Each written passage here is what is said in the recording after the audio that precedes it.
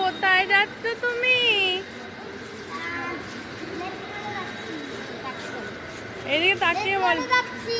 Lake মলে যাচ্ছ?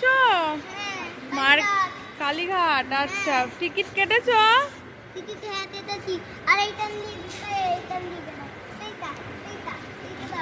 Ticket কেটেছো?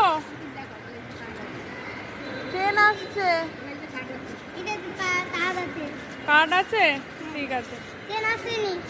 ও চলো আমরা ওই পিছনের দিকে যাই, নামতে সুবিধা হবে। দাদা কোথায় যাচ্ছেন? কোথায় যাচ্ছেন?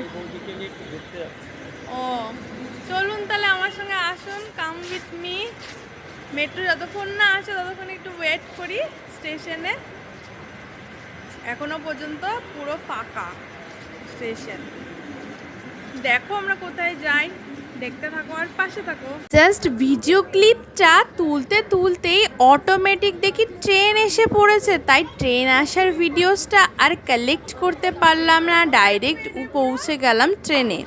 আর ট্রেনে গিয়ে দেখো জাস্ট অসাম লাগলো, কেন কি ওর মতনই কিন্তু একটা ছোট্ট বাচ্চা। আর পুরো ট্রেনটা এত ফাঁকা ছিল যে আমরা ইজিলি সিট পেয়ে গেলাম আর সবাই মিলে আনন্দের সঙ্গে পৌঁছে গেলাম গন্তব্যস্থলে।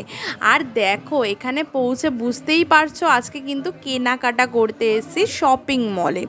আর এই কারণে কিন্তু ভীষণ মনটা খুশি। অ্যাকচুয়াল কি আমরা মেয়েরা কিন্তু শপিং করতে ভীষণ পছন্দ করি, তাই কি না বন্ধুরা? তো চলো দেখিয়ে দিই এখানকার কালেকশনগুলো। খুব ভালো লাগছিল, কালেকশনগুলো কিন্তু ভীষণ সুন্দর ছিল। আর এই টাইমে যেহেতু এখন কোনো অকেশন নেই, বাট কালেকশনগুলো এত সুন্দর ছিল, জাস্ট আমি ঘুরে ঘুরে পুরো মার্কেটটাই দেখছিলাম।